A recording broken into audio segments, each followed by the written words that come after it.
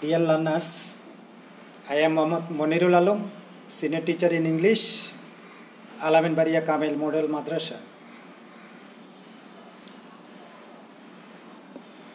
Welcome to all of you to participate online class. Hope you are well with your studies. I am also keeping fine. It is beyond saying that coronavirus, that is COVID-19, spread as infection. It made an obstacle in the way of learning. We cannot continue our usual teaching activities. In these circumstances, our expert principal, Janab Ismail Lomani, initiated to hold online classes. We hope that it would be more effective for the students. Today I am going to teach the student of class 10, subject English second paper, from the book English Grammar and Composition, and the topics is the use of sentence connector.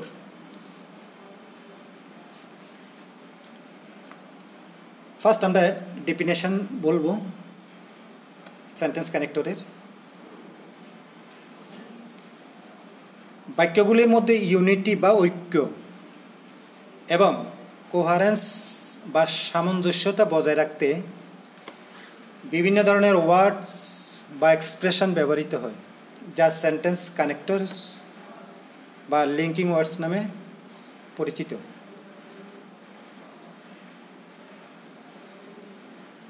The word which is used as sentence connector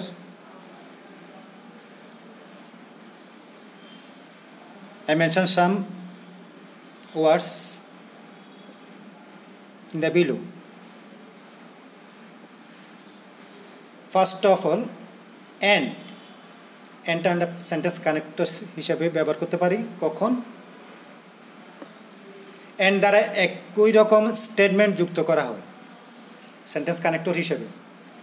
একটা উদাহরণ যদি আমি বলতে চাই, হি stood first and got a prize.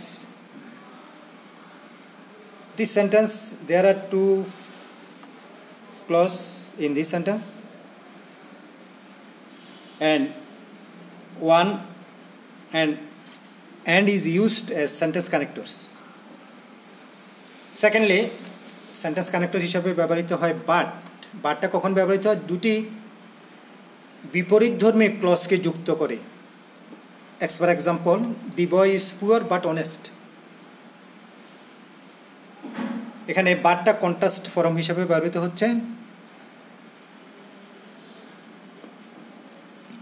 Next, S dot dot S এর অর্থ হচ্ছে যেমন তেমন।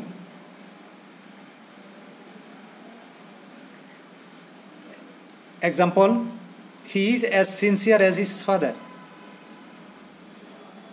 সে তার বাবার মতো সিনসিয়ার, আন্তরিক বা সচেতন। এরপরে সেন্টেন্স কানেক্টর হিসাবে আমরা ব্যবহার করি অ্যাজ ওয়েল এস অর্থ হচ্ছে এবং। এটা দুটি সাবজেক্টকে অ্যাজ ওয়েল এস দ্বারা যোগ হয়। Example, Kabir as well as Nasir has come. এখানে as well as sentence connector হিসেবে ব্যবহৃত হলো। এরপর বোথ ডট ডট অ্যান্ড, এটার অর্থ হচ্ছে দুইটির উভয়টি। এটা কখন ব্যবহৃত হয়? দুইটি সমজাতীয় নাউন বা অ্যাডজেক্টিভকে যোগ করে। Example, both Shahin and Shamim are present. এখানে বোথ অ্যান্ড শব্দটা দ্বারা শাহিন এবং শামিমকে যুক্ত করছে সেন্টেন্স কানেক্টর হিসেবে। নেক্সট আমরা সেন্টেন্স কানেক্টর হিসাবে ব্যবহার করি সো। সো কখন ব্যবহৃত হয়? রেজাল্ট জাত দুইটি ক্লজের শুরুতে বসে। Example, he did not try, so he did not first. এখানে সো দ্বারা দুটি ক্লজকে যুক্ত করছে, এটা রেজাল্ট জাতীয়, সে চেষ্টা করে নাই তাই সে উত্তীর্ণ হতে পারে নাই। নেক্সট আমরা সেন্টেন্স কানেক্টর হিসাবে বলবো অর। অর অর্থ হচ্ছে অথবা বা কিংবা। এটা কন্ট্রাস্ট ফর্ম, অর্থাৎ বিপরীতধর্মী দুটি ক্লজের মাঝে অর বসে। এক্সাম্পল বলতে গেলে read attentively or you will fail. এখানে অর দ্বারা সেন্টেন্স কানেক্টর হিসাবে ব্যবহৃত করছে।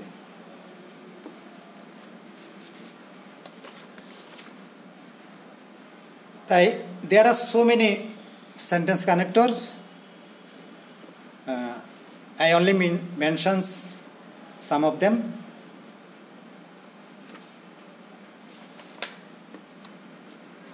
Now let's discuss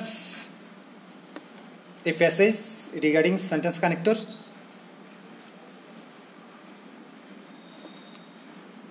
Which you will find in your examination.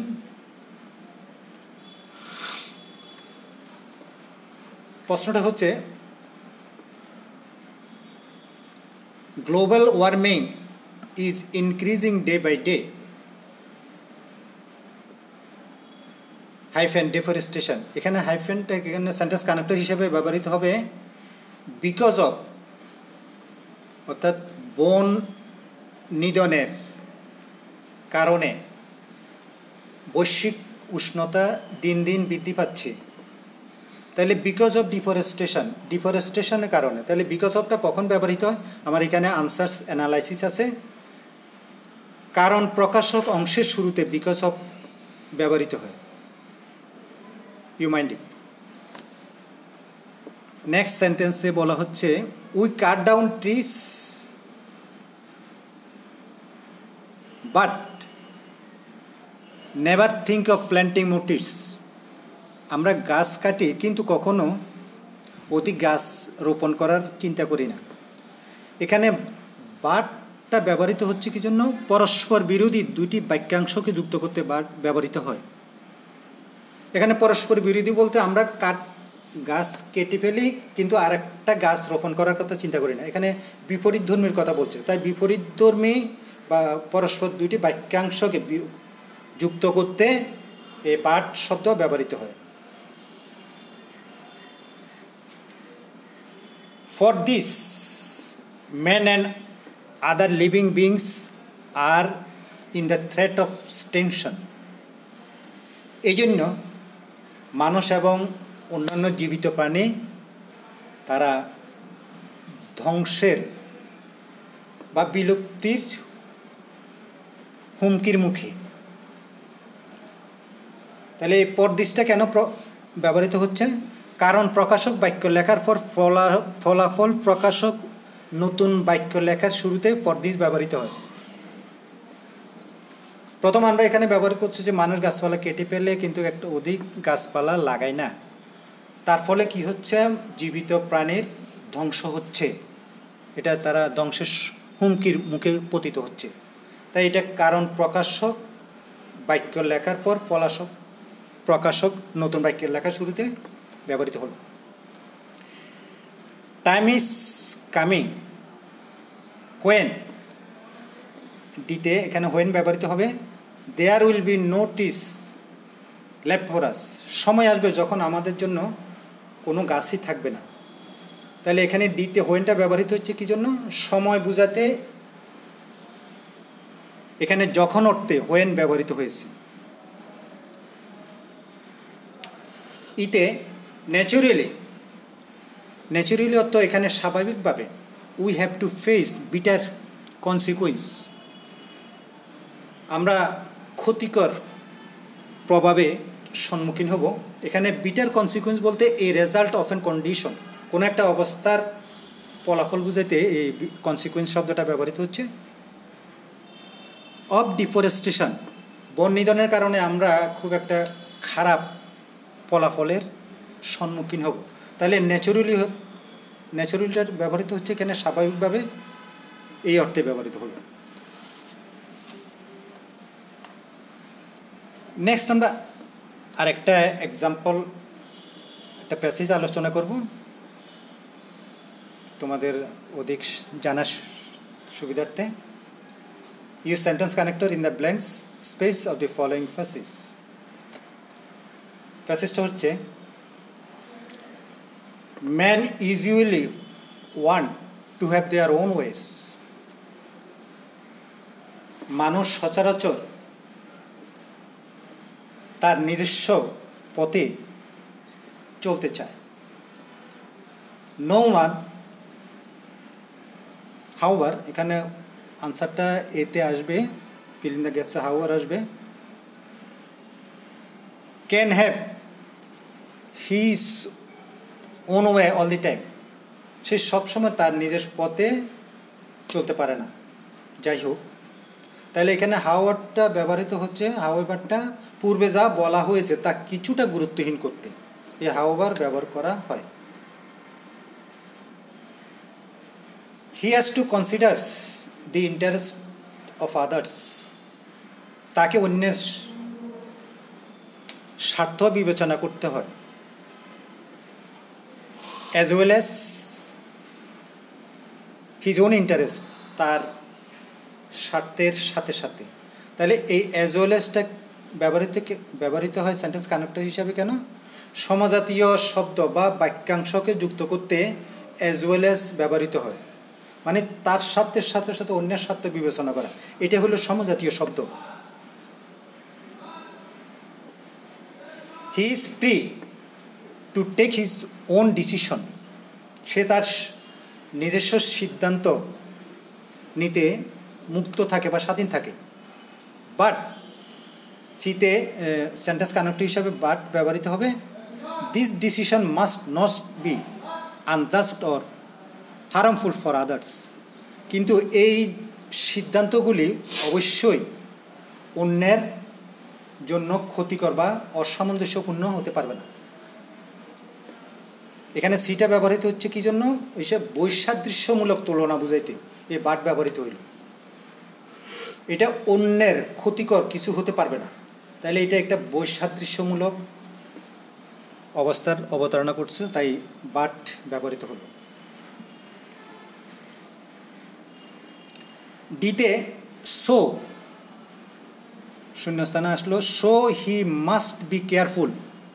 তাই তাকে অবশ্যই সতর্ক থাকতে হবে হোয়াইল ড্রাইভিং, যখন পরিচালনা করবে। বিকজ, কারণ, দেয়ার আর আদার্স ভেহিকেলস, আরও অন্যান্য যানবাহন থাকবে, অর পেডেস্ট্রিয়ানস বা পথচারী থাকবে, অন দি রোডস, রাস্তায়। তাহলে এখানে বিকজটা ব্যবহৃত হলো কারণ ও ফলাফল বুঝাইতে এই বিকজ শব্দটা ব্যবহৃত হচ্ছে। এখানে কারণ বলতে আমরা কি বলছি? কারণ তাকে সাবধানে গাড়ি চালনা করতে হবে, কারণ রাস্তায় আরও অন্যান্য প্যাসেঞ্জার এবং যানবাহন থাকে। এই বিকজ অফ শব্দ এখানে সেন্টেন্স কানেক্টর হিসাবে আসলো। তো এই হলো তোমাদের এই প্যাসেজের উত্তর, এবং আমি এই সেন্টেন্স কানেক্টর হিসাবে কেন শব্দগুলি আসলো তারও অ্যানালাইসিস করলাম। তো তোমরা এই প্যাসেজগুলি ভালো করে অনুশীলন করবে, পাশাপাশি আরও কিছু অনুশীলন করবে, ফলে তোমাদের কাছে সেন্টেন্স কানেক্টর চ্যাপ্টারটা অনেকটা ক্লিয়ার হবে। তো এই সম্পর্কে যদি কোনো কিছু তোমাদের বলার থাকে আমার সাথে কন্ট্যাক্ট করবে। তো আজকে এই সম্পর্কে তোমাদের একটা হোমওয়ার্ক থাকবে, সেটা হচ্ছে সেন্টেন্স কানেক্টর হিসাবে নিম্নলিখিত শব্দ ব্যবহারের নিয়ম লিখো। ফার্স্ট, হোয়ারেস, এরপর not only but also, next either dot dot or, পরবর্তী শব্দ ইয়েট, এরপর দো অবলিক অলদো। এই কতগুলি সেন্টেন্স কানেক্টর এর নিয়ম তোমাদের জন্য হোমওয়ার্ক হিসাবে থাকলো, আমাকে পরে এগুলি শো করার চেষ্টা করবে।